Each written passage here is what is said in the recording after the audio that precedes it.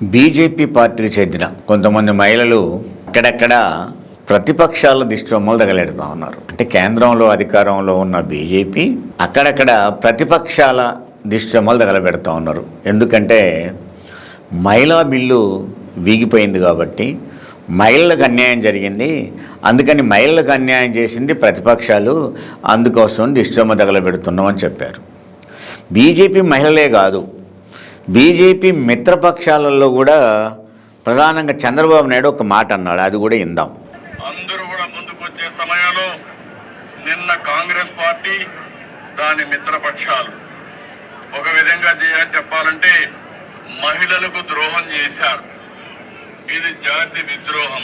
మహిళలకు ద్రోహం చేశారు, ఇది జాతి విద్రోహము అని.